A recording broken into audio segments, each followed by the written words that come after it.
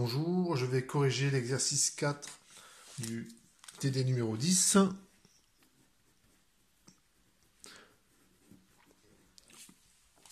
Alors, cet exercice, il traite des géodésiques sur le cône. Alors, une géodésique, c'est le plus court chemin entre deux points. Donc, dans le plan, c'est facile, c'est la droite. Vous prenez deux points, le plus court chemin, c'est la trajectoire rectiligne. Quand vous êtes... bon, j'en peux en profiter pour parler des géodésiques sur le globe. Donc, si je prends un globe terrestre, si je prends deux points, mettons là et là, et ben, le plus court chemin, c'est donc la géodésique. Et c'est le cercle de plus grand diamètre qui relie ces deux points. Donc, en fait, c'est le cercle de centre, le centre de la Terre. Si vous vous déplacez en nord-sud, pôle nord, pôle sud, ben, les géodésiques, c'est les méridiens. Les méridiens, c'est des courbes qui partent comme ça et qui vont jusqu'au pôle sud. D'accord, donc c'est un cas particulier de géodésique. Donc normalement, c'est les trajectoires qu'empruntent les avions. Quand vous voulez, quand vous traversez quand vous allez aux États-Unis, ben, en fait, vous passez en gros au-dessus de Groenland. Si vous regardez un globe terrestre, c'est ça qu'il faut faire pour avoir le minimum de trajet à faire. Alors, dans le cas du cône, donc c'est assez facile à faire, un cône avec une feuille de papier. Vous prenez une feuille de papier, donc je vais le faire. Hop, donc du coup, je vais faire des petites manipulations dans cet exercice. Vous remarquez aussi que cet exercice, l'énoncé est assez court. Donc, faut se méfier de ce genre d'exercice parce que souvent ça cache pas mal de difficultés. Donc il faut prendre des initiatives au niveau des notations, au niveau pour répondre à la question. Donc pour faire un cône, c'est facile. Vous prenez une feuille de papier, vous donnez un coup de ciseau, rectiligne si possible. Et lorsque vous recouvrez une feuille sur l'autre, et ben vous obtenez un cône. Donc quelque chose qui est de forme conique. Donc on peut le faire un petit peu proprement, pour que ce soit plus facile à manipuler. Donc vous prenez un compas, je mets la pointe au niveau de la fin de la découpe et je trace le cercle. Donc je vais découper tout le tour et pour que ce soit un petit peu plus présentable. Voilà, j'ai fini la découpe. Donc c'est facile quand je forme le cône, voilà, c'est un petit peu plus esthétique. Donc là, ça ressemble, c'est le chapeau chinois, quoi. C'est en forme de cône. Et la question qu'on vous pose, c'est si je prends deux points A et B sur le cône, voilà, je reforme le cône. Et suivant le recouvrement que je fais, ben, je vais faire un cône plus ou moins avec un angle plus ou moins grand au niveau du sommet. Donc si je prends deux points A et B, par exemple, voilà, je prends A ici, je prends B ici.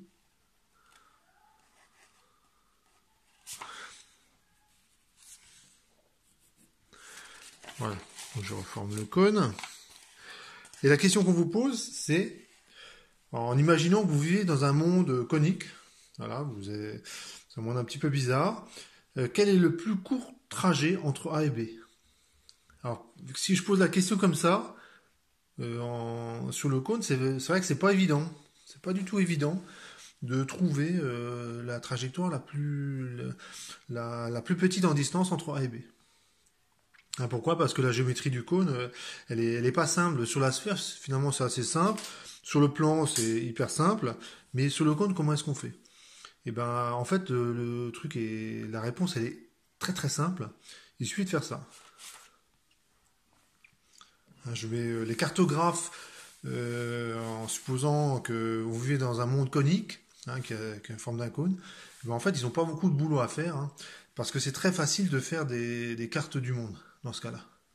Pourquoi? Ben, c'est exactement ce que je viens de faire. Je vais passer du cône, donc une forme tridimensionnelle, et je peux très facilement obtenir une carte qui est à plat. C'est exactement ce que je viens de faire. Et quand Je vous repose la question, quel est le plus court trajet entre A et B? Normalement, la réponse, elle est évidente. C'est la ligne droite. Donc, par une petite manipulation toute simple, en fait, poser comme ça, c'est très simple. Et il suffit de reformer le cône et je l'ai ma trajectoire. C'est celle-là. Donc si vous vivez dans un monde comme ça, et ben, le plus court trajet entre A et B, il a cette tête-là. Et ce qu'on vous demande, c'est de faire un petit peu de calcul, parce qu'en fait là j'ai répondu à la question, hein, quel est le plus court, quelle est la géodésique entre A et B, mais ce que j'aimerais c'est de faire un petit peu de calcul, hein, c'est de quantifier un petit peu. Et ce que je vous demande, c'est de la projection de cette trajectoire dans le plan OXY. Donc je fais un petit dessin pour fixer les idées. Donc vous avez votre repère X, Y, Z. Vous avez le cône qui s'est formé, votre monde conique.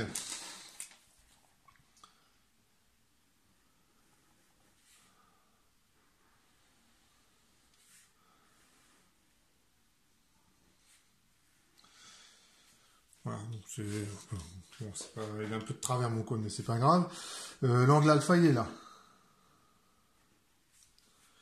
Et vous avez un point M quelque part sur...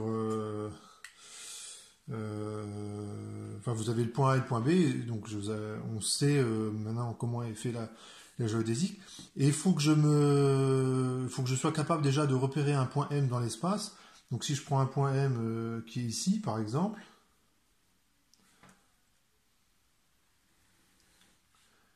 donc je vais utiliser les coordonnées cylindriques. Il est défini par R, θ et Z. Petit r, c'est la distance entre O et ce que je vais appeler petit m, le projeté orthogonal. Donc voici les coordonnées cylindriques, hein, donc tout simplement. Et moi ce que je veux, c'est la projection de la géodésique sur le plan OXY. Voilà, c'est la question qu'on vous pose. Et dans le cas, on vous propose aussi un angle alpha égale pi sur 6. Bon, il se trouve que quand on prend alpha égale pi sur 6, c'est un petit peu plus facile pour... il y a moins de découpes à faire que de faire ça, tout simplement. Donc, pour répondre à ces questions, en fait, je me rends compte que il faut que je sois capable de passer des coordonnées R, θ, Z à un système de coordonnées de ma carte. Hein, donc ma carte, c'est ce truc-là. C'est ce truc-là. Et sur cette carte-là, il faut que j'ai aussi un système, il faut que je gradue correctement cette carte-là. Un peu comme sur un globe terrestre, hein, vous avez les méridiens qui sont tracés, ou dès que vous le mettez sur à plat, les méridiens, c'est des lignes verticales. Et il faut être capable de faire une correspondance entre un point de la carte et un point sur le globe. Ici, c'est la même chose. Ça, c'est la carte qui est à plat. Donc, je peux travailler dessus. Et là où est vraiment le point M, sur le cône. Donc, les notations vont être les suivantes. Je vais définir un axe que je vais appeler grand X et je vais le prendre comme ça.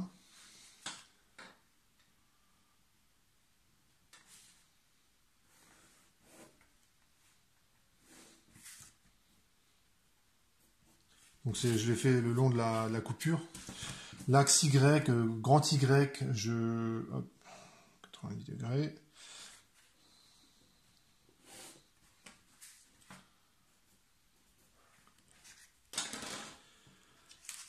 Et le point qui est là, on va dire que il est ici, sur le cône. Alors ce que je vais faire, c'est que tout ce que j'écris d'un côté, je vais aussi l'écrire de l'autre, parce que quand je vais former le cône, sinon vous n'allez rien voir. Donc l'axe des X, pardon, l'axe des Y, il serait comme ça. L'axe des X, il serait comme ça. Et le point M, il est là. D'accord ? Donc ça ferait un truc comme ça. Donc le cône, le point M il est là. Et le point M, il faudrait que je le... ouais, ça fait un truc de ce style-là, quoi. Et donc, sur ma carte, pour l'instant, je vais dire que je repère un point par un truc que je vais appeler ρ. C'est la distance qui est là. Et mon objectif, c'est de me débarrasser de ρ, hein, c'est-à-dire de savoir ce qu'il vaut en fonction de R, θ et Z. Hein, quelque chose qui correspond à une position sur le cône. Et cet angle-là, je vais lui donner un nom, je vais l'appeler gamma, et objectif c'est le même, c'est j'aimerais bien me débarrasser de gamma, savoir ce qu'il vaut en fonction de θ, alpha, enfin de toutes les variables utiles qui vont se présenter. Donc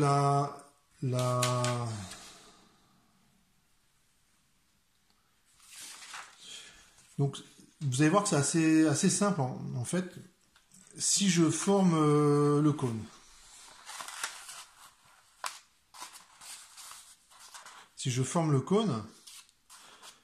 je regarde le périmètre là.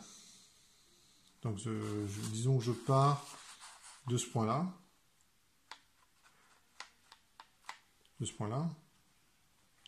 Je fais tout le tour. Donc ça correspondrait par exemple, disons que ce point-là que je vais appeler A, et ce segment que je trace en rouge,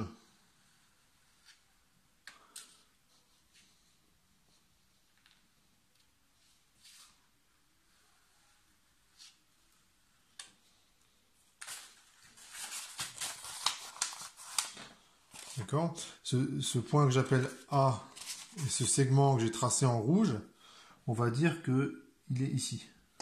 Il est dans le plan OXZ, donc dans le plan qui est comme ceci.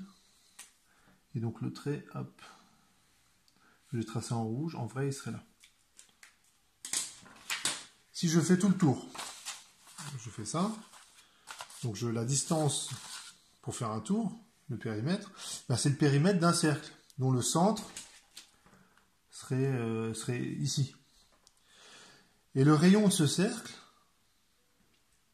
c'est cette distance sinus alpha. Tout simplement. Cette distance, le rayon là, on va le retrouver ici, on le voit mieux hein, si je le mets ici. Et bien cette distance, c'est cette distance sinus alpha. Donc on a le périmètre, ça fait quoi? Ça fait 2π. Alors je vais définir ce que c'est grand R. Grand R, on va dire que c'est la distance qui est là.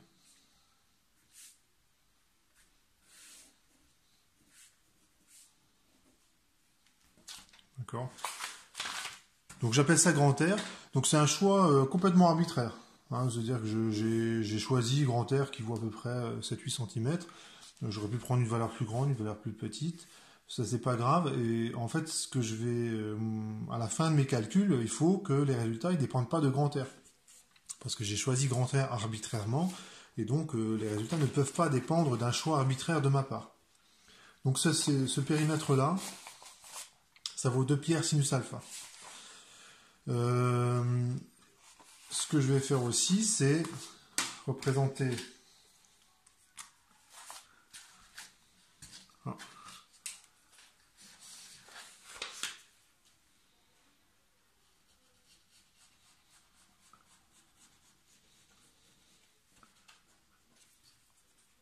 en bleu là le même segment. En fait, je suis au même endroit sur le cône. Et j'appelle ce point B, ce point A. Et en fait, quand je déplie, là, je vois que ces points-là, ils se séparent. Et donc, il y a toute une zone qui est interdite. Donc, c'est une zone qui se trouverait ici. La zone que je suis en train de hachurer, là. C'est une zone qui n'existe pas, en fait, sur le cône. On ne peut pas y accéder. Eh bien, voilà, ça fait ça. Eh bien, le 2πr Sinus alpha, c'est aussi tout le périmètre là. De là jusqu'à là. De A à B. D'accord? Si je regarde, alors je vais définir un nouvel angle. Dans cet exercice-là, il faut, donc c'est à votre initiative. Bon, ouais, là, c'est moi qui donne le nom aux différents angles. Mais dans ce genre d'exercice, il faut prendre des initiatives. C'est-à-dire que quand il y a un angle qui apparaît, il faut lui donner un nom. Donc je vais appeler cet angle bêta. Hein, l'angle de la zone, appelons-la la zone interdite. Et bien la distance de là jusqu'à là, c'est R fois bêta. Par définition d'un angle bêta, hein, je vous rappelle la définition d'un angle, c'est la longueur de l'arc divisée par le rayon. Et le périmètre du cercle, ça vaut quoi? Ça vaut 2πr. Donc 2πr, ça vaut ça plus ça. Je fais mon petit calcul. Donc 2πr sinus alpha plus r bêta, c'est 2πr. Ça, c'est le périmètre du cercle de rayon R. Et 2πr sinus alpha, je vais vous montrer ici, c'est ça. Et R bêta, c'est ça. On a ça. Et donc, en faisant le calcul, en fait, on a connaissant alpha, en fait, on est capable de calculer bêta. Donc, on connaît exactement la zone angulairement. Si je reproduis le dessin, ça fera un truc comme ça, bêta. Ici, c'est X. Là, c'est Y. Donc ça, c'est la zone interdite. Et tout calcul fait, on voit qu'il y a une petite simplification. Là, le R, il se simplifie. C'est ce que j'avais annoncé au départ. Hein. Le rayon se simplifie. Et donc, bêta, ça vaut, sauf erreur, 2π, 1 moins sinus alpha. Donc j'encadre ce résultat intermédiaire, donc je n'ai pas encore répondu à la question, mais j'encadre ce résultat intermédiaire. Une fois que j'ai dit ça, eh bien, je vais reprendre mon petit schéma. Donc ce que j'ai marqué d'un côté, je le marque aussi de l'autre côté, pour que vous puissiez voir quelque chose.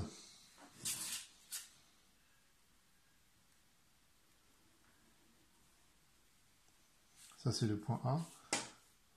Ça, c'est le point B. Et quand je forme le cône, j'ai formé le cône, comme ceci. Vous avez le segment OA, OB qui sont confondus. Donc ça donne ça. Sur le schéma des coordonnées cylindriques. Et bien lorsque θ varie de 0 à 2π, que j'ai fait un tour, et ben j'ai décrit tout le cône. J'ai fait un tour complet. Donc j'écris ce truc-là. Lorsque je suis ici, θ il vaut 0. Lorsque je suis ici, θ il vaut 2π. Et gamma, qu'est-ce qu'il a fait pendant ce temps? Imaginons que le point M, là, il est ici. Je fais varier θ de 0 à 2π. Le point M, il fait un tour complet. Donc, sur ma carte, voilà ce qu'il a fait, le point M. Et bien, l'angle parcouru par le point M, sur la carte, c'est pas 2π, mais c'est 2π moins bêta. Donc, il suffit de faire une règle de 3. Tout simplement. Alors, lorsque θ il vaut 0, on va dire que c'est gamma il vaut 0. Lorsque θ il vaut 2π, gamma il vaut 2π moins bêta. On fait une règle de 3. Bon, j'écris comme ça. Et bien vous trouvez que gamma, ça vaut 2pi fois θ. Oups, j'ai fait une bêtise. C'est 2pi, c'est à moi, moins bêta sur 2pi fois θ. Hein, parce que, donc, lorsque, faut vous réfléchissez, hein, lorsque θ vaut 2pi, gamma vaut bien 2pi moins bêta. Donc ça marche, hein, j'ai une relation linéaire. Et tout calcul fait. Là, je vous laisse le faire. Quand je remplace bêta, ça fait θ sinus alpha. Donc ça y est, j'ai déjà une relation entre gamma et θ. Gamma, c'est sinus alpha fois θ. Maintenant, il faut que je trouve une relation entre ρ et les coordonnées r, θ et z.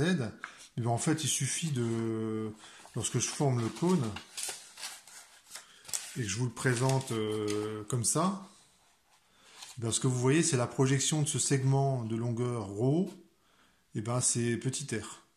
Donc on a simplement